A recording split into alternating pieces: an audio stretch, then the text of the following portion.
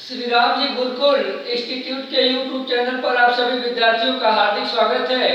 विद्यार्थी, आज हम आपके सामने उपस्थित हैं लेकर के हाई स्कूल मैथ। जैसा कि आप जानते हैं कि आपको इससे पहले वाली वीडियो में पॉलिनोमियल के बारे में बताया गया था, बहुपद। इसमें हम आपको जो है आज आपका अध्याय शुरू करने से पहले जो है इसमें कुछ ग्राफ दिए गए हैं, उन ग्राफ के बारे में बताएंगे। उसके बाद जो है हम आपको पहला अध्याय आज आपका हल करा रहे हैं, आप साथ में बने रहिए। विद्यार्थी, आप जानते हैं कि जब आपको किसी समतल में आपको कोई बिंदु प्रदर्शित करना हो अथवा निरूपित करना हो तो आपको जो है ग्राफ की आवश्यकता पड़ती है। तो इस ग्राफ में भी ग्राफ के कुछ एरिया हैं जिन्हें आप एक बार देख लीजिए। मान लीजिए कि यह स्थान जो आप देख रहे हैं, यहाँ पर मूल बिंदु हो, तो इस मूल बिंदु के दाहिनी तरफ जब आप बढ़ते हैं तो आपका धनात्मक क्षेत्र होता है 1, 2, 3, 4, 5, 6। इस प्रकार से आप मतलब आगे बढ़ सकते हैं, जिसे मान लीजिए x से प्रदर्शित किया जाता है। तथा दूसरा क्षेत्र जब आप देखेंगे तो यह आपका जो है कि ऋणात्मक होता है x के लिए, जिसे -1, -2, -3, -4 या -5, जिसे हम x एक्सिस से प्रकट करते हैं।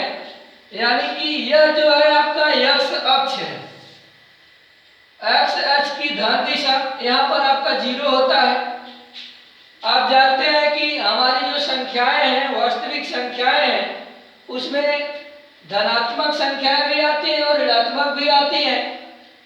तो धनात्मक हमारा जो है इस मूल बिंदु के दाहिने तरफ के जो भी मान होते हैं वो धनात्मक होते हैं, तथा मूल बिंदु से बाईं तरफ के जितने भी मान होते हैं वो ऋणात्मक होते हैं x अक्ष के लिए। और इसके बाद आप देखिए, जब आप ऊपर पर चलते हैं तो ये जो है कि हम इसे y अक्ष मानते हैं और इसे y से प्रकट करते हैं। और यह दिशा जो है y अक्ष की धन दिशा होती है। और जब 0 से आप नीचे आते हैं तो यह y एक्सिस से प्रदर्शित किया जाता है और इधर इसका मान ऋणात्मक होता है। यहाँ पर जैसे -1 हो, -2 हो, -3 हो, -4 हो अथवा -5 हो। आप ऊपर जाएंगे तो देखिए +1, +2 मतलब +3, प्लस वाला हम बार बार प्रकट नहीं करते हैं, लेकिन चाहे तो दिखा भी सकते हैं। +2, +1 इस प्रकार से +4 कर सकते हैं, आगे +5। यानी कि यह y अक्ष का धनात्मक क्षेत्र है और यह y अक्ष का ऋणात्मक क्षेत्र है। और यह आपका x अक्ष का धनात्मक दिशा है और इधर जो है x अक्ष की मतलब ऋणात्मक दिशा है।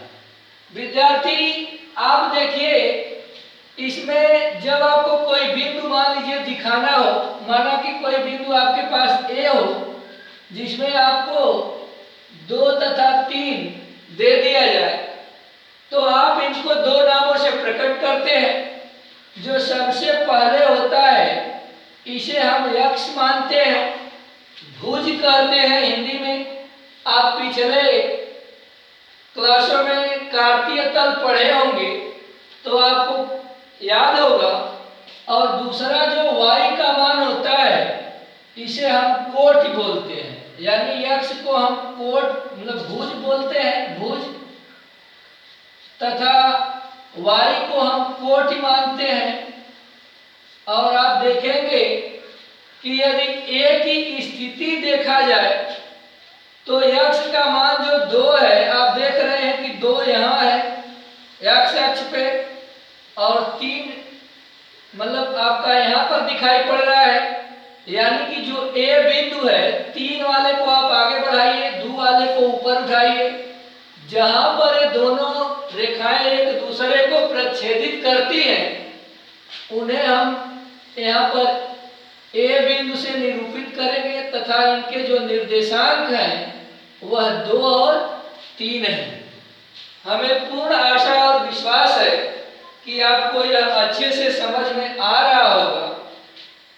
विद्यार्थी देखिए, अगर मान लीजिए यही 2 और 3 आपका मान लीजिए कि बी बिंदु पे आप देखें कि -2 तथा 3 हो, यानी कि ऋण 2 मतलब ऋणात्मक है x का मान, और y का मान जो है कि धनात्मक है, यानी कि भुज ऋणात्मक है और कोटि धनात्मक है। तो आप देखिए कि इस चतुर्थांश में बी बिंदु कहाँ स्थित है। तो आप पाएंगे कि 3 का स्थान तो भाई धनात्मक है, वो तो इसी प्रकार रहेगा, लेकिन जो x का मान है वो ऋणात्मक है -2। तो यानी कि मूल बिंदु से बाईं तरफ आप आएंगे ऋण 2 तक, और इस रेखा को आप ऊपर बढ़ाइए। यहाँ पर तो ग्राफ नहीं है मेरे पास, मैं वैसे ही बना रहा हूँ, लेकिन जब आप ग्राफ पेपर पे ये सभी लकीरें बनी होती हैं उसमें आपको कोई दिक्कत नहीं होगी। तो देखिए ये दोनों बिंदु जहां मिल रहे हैं, मतलब उस बिंदु का नाम हम बी रख सकते हैं तथा इसके निर्देशांक को -2 और 3 प्रदर्शित कर सकते हैं। विद्यार्थी मान लीजिए कि कोई बिंदु आपका सी हो और उसका निर्देशांक -4 तथा -5 दे दिया जाए, यानी कि x भुज भी ऋणात्मक है और कोटि y भी ऋणात्मक है। तो आप देखिए यह बिंदु किस चतुर्थांश में जाएगा। तो x का जो है कि ऋण 4 है, तो आप x अक्ष पे ऋणात्मक दिशा में 4 तक आइए। 1 2 3 4 आप देख रहे हैं -4 यहाँ है, आप इसको नीचे खींच सकते हैं, कोई दिक्कत नहीं है, और लकीर तो रहती ही है ग्राफ में। y का मान देखिए ऋण 5 है, तो ऋण 5 आप लाएंगे तो देखिए दोनों रेखाएं एक दूसरे को इस स्थान पर प्रतिच्छेद कर रही हैं। इसका नाम आप इस बिंदु को आप C से प्रकट कर सकते हैं तथा इनके निर्देशांक -4 और -5 है। जहां -4 को हम भुज कहते हैं, यानी x अक्ष के मान को भुज कहते हैं और y अक्ष के मान को कोट कहते हैं। विद्यार्थी मान लीजिए आपके पास कोई बिंदु D हो जिसके निर्देशांक 3 तथा -3 हो, तो आप देखेंगे कि x का मान +3 है और y का मान -3 है, यानी कि भुज धनात्मक है और कोटि ऋणात्मक है। तो आप इसके स्थान को चिन्हित करेंगे तो देखिए x अक्ष पे धन दिशा पे आप देखेंगे कि 3 यहाँ पर स्थित है, y देखिए ऋणात्मक है -3, तो आपका यह ऋण क्षेत्र है। और इसको आप देखिए कि यहाँ पर दोनों रेखाएं प्रतिच्छेद कर रही हैं, अतः आप यहाँ इस बिंदु को D से प्रदर्शित कर सकते हैं, जिसके निर्देशांक आप 3 तथा -3 दर्शा सकते हैं। विद्यार्थी इस ग्राफ की अभी सिर्फ आपको ग्राफ के नाम से भ्रम हटाने के लिए संक्षेप में समझाया गया है, और विस्तृत पढ़ने के लिए जब हम सरल रेखा में प्रवेश करेंगे तो आपको पढ़ाएंगे। लेकिन आज हम आपको यहाँ पर आपके जो बहुपद के प्रश्न हैं, जो समीकरण हैं, यानी कि बहुपद का जो शून्यक ज्ञात करना है, कैसे हम उसे ज्ञात करेंगे, उसको समझने के लिए आपको यहाँ पर इसका थोड़ा सा ज्ञान कराया गया है। आगे आप प्रश्न अपना देख। विद्यार्थी यहाँ पर देखिए आपका प्रश्नावली 2.1 में जो है पहला प्रश्न में दिया गया है, किसी बहुपद px के लिए y बराबर px का ग्राफ नीचे आकृति 2.10 में दिया है। प्रत्येक स्थिति में px के शून्यकों की संख्या ज्ञात कीजिए। विद्यार्थी आप शून्यक का नाम सुन करके थोड़ा अचंभित हो सकते हैं कि आखिर शून्यक का होते हैं।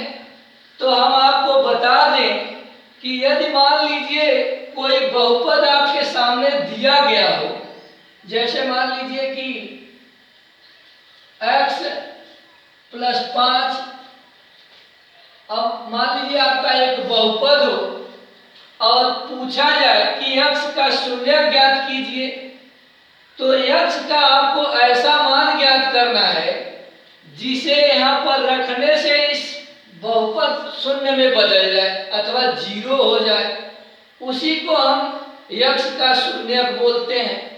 तो मान लीजिए यदि x का मान हम यहाँ -5 रख दें तो 5 में जोड़ेंगे तो इसका मान 0 हो जाएगा।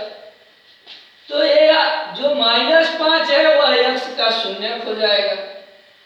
इसे हम और विस्तृत ढंग से बताएंगे, लेकिन इस अध्याय में आपको बहुत ज्यादा इसमें उलझने की जरूरत नहीं है।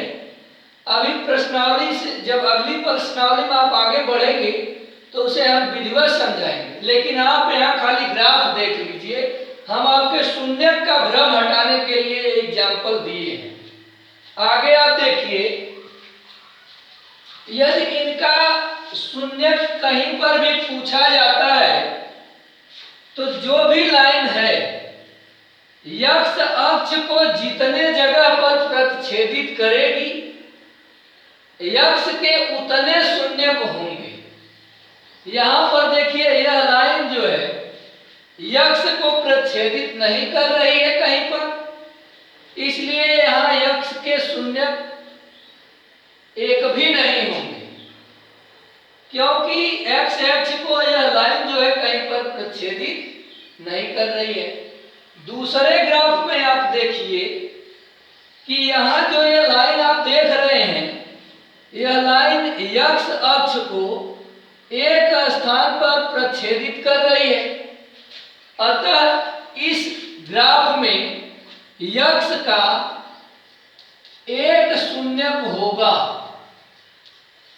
एक शून्यक का मतलब एक नहीं, वो पता नहीं कौन है, 1 है 2 है 3 है, इससे मतलब नहीं है, लेकिन उसके शून्यक कितने होंगे? एक। यानी x का कोई ऐसा मान एक से मिलेगा जिसे आप बहुपद में रखेंगे तो बहुपद का मान 0 हो जाएगा। आगे दो थे आप मतलब दो, अगला जो है ग्राफ देखिए विद्यार्थी, आप तीसरे और चौथे फिगर में देखिए। यहाँ देखिए जो ये लाइन है x को एक स्थान पर यहाँ काट रही है, दूसरे जगह पर आप देखिए यहाँ भी प्रतिच्छेदित कर रही है, तीसरे जगह पर आप देखिए यहाँ भी प्रतिच्छेदित कर रही है। अतः यहाँ जो x के 3 शून्यक होंगे, अतः यहाँ पर x के 3 शून्यक होंगे। अब 3 शून्यक होंगे का मतलब क्या है कि x के पास ऐसे 3 मान प्राप्त होंगे कि जिन्हें आप बहुपद में रखेंगे तो उस बहुपद का मान 0 में बदल जाएगा। आगे आप चौथे ग्राफ में देखिए, यहाँ पर देखिए कि जो यह रेखा है x अक्ष को 2 स्थानों पर प्रतिच्छेदित करती है, अतः यहाँ पर x के 2 शून्यक होंगे, x के 2 शून्यक। विद्यार्थी आप शून्यक से बिल्कुल न घबराइएगा, यहाँ फिगर को आप समझ लीजिए, इसके बाद हम उन्हें विधिवत बताएंगे सवाल लगाते वक्त। विद्यार्थी आप 5वें और 6वें ग्राफ में x के कितने शून्यक होंगे यह अब आप बताएंगे। आपकी इच्छा पड़े तो आप कमेंट बॉक्स में जवाब दीजिएगा कि x के कितने शून्यक होंगे, अथवा तो आप कॉपी पे लगा के व्हाट्सएप पे सेंड करिएगा, जैसे भी आपको सुटेबल पड़े आप करिएगा। फिर हम आपसे अगली वीडियो में जब मिलेंगे तो आपके इस प्रश्नावली 2.2 के साथ मिलेंगे और अच्छे से इनके सवालों को समझाएंगे। तब तक के लिए आप लोगों को हरिओम, जय हिंद, जय भारत।